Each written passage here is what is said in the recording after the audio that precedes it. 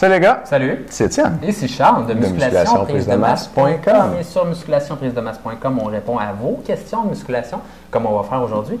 Et on vous donne des trucs techniques au gym, tout comme nos 101 secrets de musculation qui sont en vente et qui, la vente se termine aujourd'hui même. Donc, il est en vente cette semaine jusqu'à samedi. On est samedi aujourd'hui. Vous avez jusqu'à minuit pour vous prévaloir du rabais, puisqu'on vous offre les 3 DVD, dans le fond, en vente. Et Étienne, tu peux peut-être nous dire qu'est-ce qu'il y a dans les DVD? Qu'est-ce qu'il y a dans ces DVD-là? Qu'est-ce qu'il y a dans les DVD? Qu'est-ce qu'il y a dans les 101 secrets de musculation? Me sens comme ma boutique TVL. OK. C'est 3 pour 1 sur les DVD. Puis en plus, cette semaine, on vous donne un autre DVD qu'on vient de filmer. C'est les 5 meilleurs exercices pour tes biceps. C'est vrai. Qu'on va donner en passant en cadeau aux membres du club du programme du mois le mois prochain. Vous pourriez l'avoir avant tout le monde. Et dans les 100 secrets de musculation pour devenir plus fort et plus musclé, vous avez des trucs, des techniques et des exercices de musculation au gym, filmés au gym, pour vous montrer nos meilleurs trucs, acquis en à peu près 23 ans d'expérience combinée, et les trucs des 37 meilleurs entraîneurs au monde. Donc, toutes les lectures qu'on a faites. Quand tu lis un livre comme ça, dans un livre de genre 200-300 pages, tu peux peut-être retenir 5-10 trucs. Fait que ça prend bien des lectures pour avoir 101 trucs. Puis dans les 3 DVD, il y en a 101 et plus. Au gym, efficace, des trucs avancés, pas de base. Du genre de ceux qu'on montre dans nos capsules sur le site, mais meilleurs encore. Fait que si ça t'intéresse, 3 pour 1 cette semaine, l'information est en dessous de vidéo.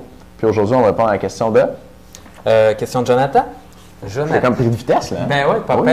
Puis j'aimerais mettre l'emphase sur les 101 secrets, tout simplement pour dire que on les a pris vraiment. Ben moi, de mon côté, je les ai pris avec tous les entraîneurs avec qui, finalement, j'ai côtoyé et que j'ai entraîné des clients ou que j'ai vu entraîner des clients. Puis chacun d'eux avait certains trucs, mais j'ai jamais vu personne avoir les 101 secrets. Non. Donc, si vous les avez, pour moi, vous allez être vraiment, vraiment solide en entraînement. Donc, question de Jonathan, 19 ans, 2 ans d'expérience en musculation, 6 pieds, 180 livres et 12 à 16 % de gras. OK? Pas pire. Pas pire. Je veux vous dire tout d'abord que vous faites du super bon boulot. Merci. Ben, merci beaucoup. Je suis un joueur de football et ma position est receveur de passe. OK? Vous parlez beaucoup de la prise de masse musculaire et c'est normal, car vous donnez des conseils de musculation. Mais pour moi, en tant qu'athlète sportif de puissance et de vitesse, comment en prenant de la masse, je pourrais améliorer ma vitesse et ma puissance dans un gym? Quel type d'entraînement s'agit-il? Force, hypertrophie ou pliométrie? Les répétitions plus longues ou plus courtes avec des tempos qui sont plus dynamiques ou plus vite. Bref, être plus fort et être plus rapide. Aussi, est-ce que la créatine est bon pour moi, un athlète de football? OK? Je ne sais pas si la masse musculaire que je gagnerai m'avantage, car avec la rétention d'eau ou l'appel d'eau, la créatine pourrait plutôt me nuire en me ralentissant. Merci des conseils. Je pense qu'on a pas mal de bons stocks là-dessus. Il y en a tabarnouche. Ça tombe bien, on est samedi, on va faire une longue réponse. OK. Yeah. On split tout ça sur entraînement, première partie, puis créatine. OK. On va garder la créatine pour les membres. Oui, c'est pas mal ça. Yeah. OK. Donc, la première chose, je vais te dire, je vais te mettre ça bien facile, là. Pour moi, un joueur de football, c'est un haltérophile qui est également un sprinter. Donc, selon moi, ça prend l'entraînement du sprinter puis l'entraînement de l'haltérophile. Je m'explique là-dessus. C'est que là, tu es receveur de passe. Donc, la plupart de ton entraînement, finalement, serait typique par rapport à l'entraînement du sprinter.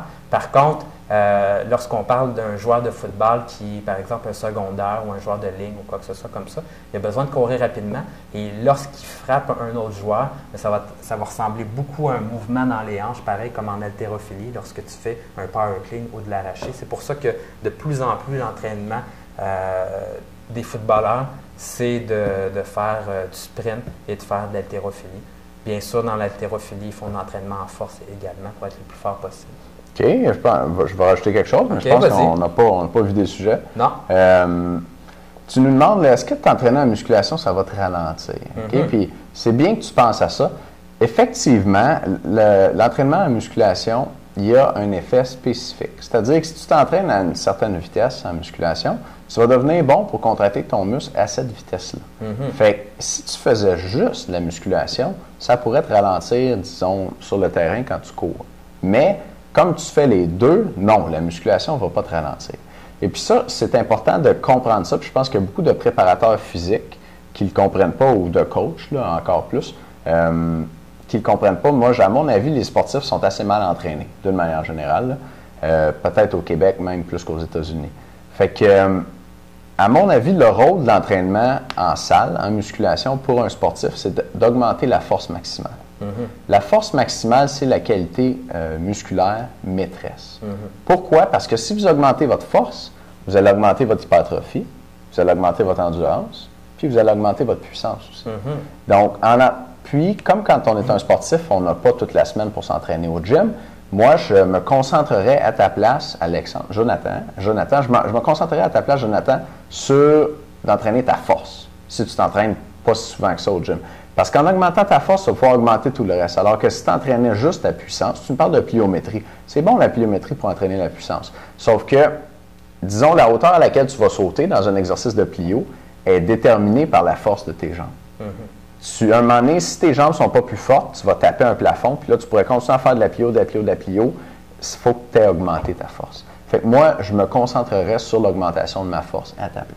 Oui, absolument. Et la raison pour laquelle tu vas peut-être plafonner, par exemple, lorsque tu commences à faire ton sport, puis tes receveurs, puis tu fais tes pratiques au football, tu vas te rendre compte que durant une saison, tu vas améliorer ta vitesse. Donc, tu vas en avoir un entraînement, là. Sauf que tu ne pourras pas monter plus haut que ta force maximale finalement sur tes jambes. Tandis que si tu réussis à monter encore plus haut en salle ta force maximale, des muscles spécifiques pour la course, bien là, à ce moment-là, lorsque tu t'en vas courir dehors durant tes entraînements de football, ça en est de la pliométrie. C'est là que tu fais ta vitesse. C'est là que tu fais ta vitesse. Tu ne fais pas bien de force à ce moment-là. Non. Donc, une fois que tu vas retourner sur le terrain, là, ça va te prendre une couple de semaines, puis là, tu vas pouvoir monter encore plus haut parce que tu vas avoir une possibilité, ton potentiel va savoir améliorer avec l'entraînement de la force.